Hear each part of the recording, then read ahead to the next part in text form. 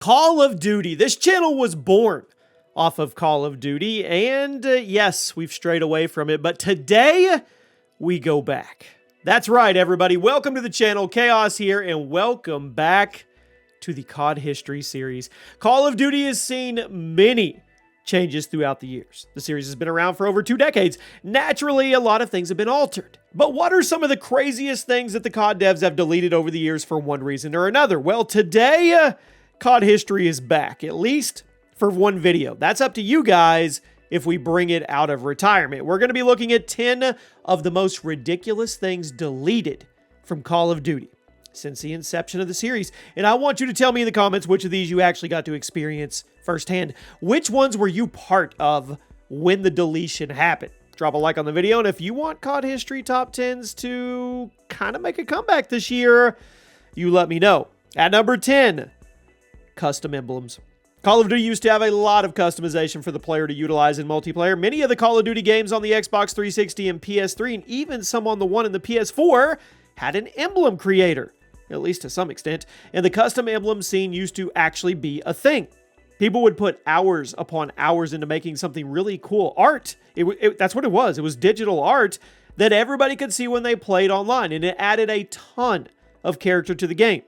Now, Activision eventually decided to delete custom emblems because some people would use it to make really offensive emblems that would then get mass reported, but also multiply at the speed of light because of the file sharing system. And I guess they didn't want to deal with the hassle. I understand. Custom emblems are definitely never coming back to Call of Duty. It's just a thing of the past, but at one time, it was really cool. At number 9, Pro Perks. These are something that a lot of players have been asking to make a comeback, but it doesn't seem like it's ever going to be a mainstay of the series like it once was. Pro Perks were introduced in the original Modern Warfare 2. They actually stuck around for a few games before being pulled out forever. Now, the Pro Perks were a really good way to increase player retention, and it varied playstyles because basically every perk in the game had a set of challenges, and if you completed them, you would unlock a second effect for that perk, and it would have on you.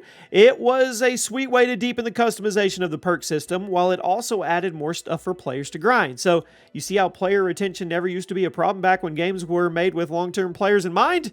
Yeah, Pro Perks were awesome, but I just don't see them coming back. They may show up in a random game now and then, but they're never going to be a core part of the COD experience like they were in the PS3 era.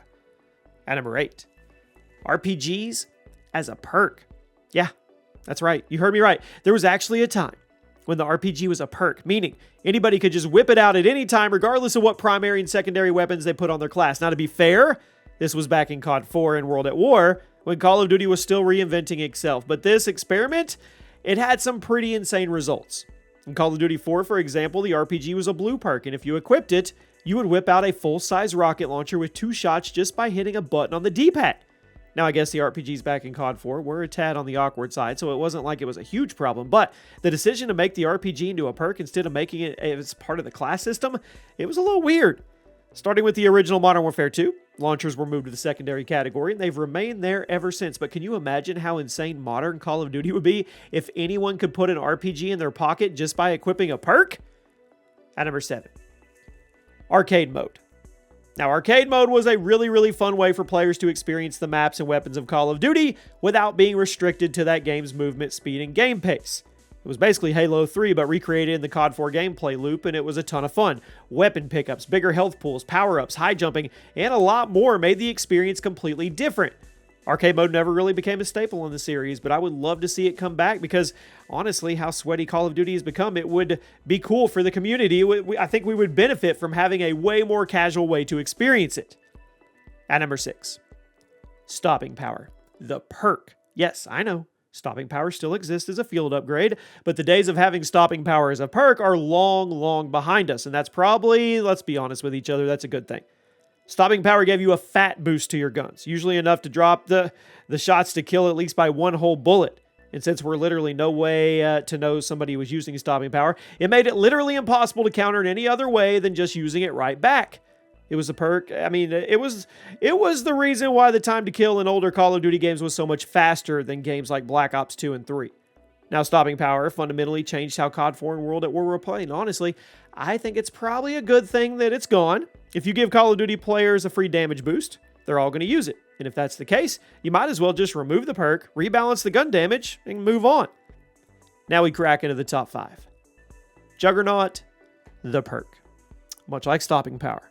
Juggy had a few different meanings in Call of Duty, but I'm talking about the red perk called Juggernaut that appeared in the late 2000s, but then it was deleted in the original Modern Warfare 2 to never return. Now, in theory, Juggernaut was supposed to be the counter to stopping power, but at the end of the day, most COD players chose to kill quicker instead of living longer, so Jug was never nearly as popular as SP. With that being said, it was still insane, especially in COD 4, where it would allow the user to simply walk off a bullet to the chest from a Barrett 50 cal or an M40A3. Now, a lot of newer COD players had their first experience with SP and Juggernaut in Modern Warfare Remastered, and I still remember seeing all the new COD players getting absolutely livid at Juggernaut, completely killing their sniper clips or montages. And look, I get it. Hitting someone point blank in the chest with a bolt-action sniper and seeing them walk it off with that little red Juggernaut hit marker was probably one of the most annoying, infuriating things on the planet for a COD player. This is a removal from COD that I was 100% in favor of. I think I'm not alone. You guys can let me know in the comment section. At number 4, file sharing. Now, I mentioned the file sharing system earlier in the video, but it deserves its own shout out in its own section because it was actually an amazing part of the COD experience back in the day, and it absolutely never, ever, ever, ever came back. In many of the 360 era Call of Duty games, you could take screenshots, you could take clips, you could put them in theater mode, you could share them with the rest of your community. You could even make your custom emblem available for other players to download, further inspiring people to get really good at creating emblems. But with how much filth got spread around the community through the file sharing system, and how many actual cheats and hacks were being spread that way in the games like Black Ops 1, well, Activision deleted the system entirely. Right call? Wrong call. I don't know. I'll let you guys let me know in the comments because I have a guess what you'll say. At number 3. Jetpacks. This is probably the most obviously crazy thing COD has ever done, and the more franchise goes all in with the Warzone integration idea, the less likely I think is that we ever get jetpacks back. Advanced Warfare 2 will probably never happen. Adding jetpacks to COD multiplayer nowadays would make it almost impossible to work into Warzone's gameplay without fundamentally changing that game, which Activision is not going to greenlight. But the jetpack era of Call of Duty was insane. Entirely new playstyles were created and perfected, and depending on who you were, the movement either greatly enhanced or completely ruined the gameplay. Jetpacks were super controversial, and while I know a lot of players would love to see them back, I don't think it's going to happen. I mean, if we ever get a futuristic Call of Duty game again, the advanced movement is going to be way toned down from Advanced Warfare and BO3. It just is. I think a few advanced movement options are seen as a good thing, but many long-term players felt that the jetpack games got way too far, or went way too far with the movement changes, and the cries for boots on the ground became so loud you couldn't ignore them. Yeah, I don't think COD's going back to jetpacks ever again. Or it's going to be a while. At number 2, Last Stand. A lot of longtime COD players have criticized recent games for being too concerned with bringing in new bad players. But this isn't technically a new idea, not a new concept. Call of Duty has always been at least a little bit concerned with making the game easier for the noobs. It just used to look a lot different than it does today, and it wasn't nearly as intrusive as skill-based matchmaking. Death streaks used to be a way for the developers to throw bad players a bone by allowing them to drop to the ground with a pistol after they got killed, at which point they would try and score an extra kill or two before dying. But this good faith addition to the game quickly became one of the most hated aspects of the entire experience, because what it basically meant was anyone who used the Last Stand perk was granted a free drop shot when they died, which could then have the potential to ruin the killer's kill streak for no reason, or even win a game if the timing worked out.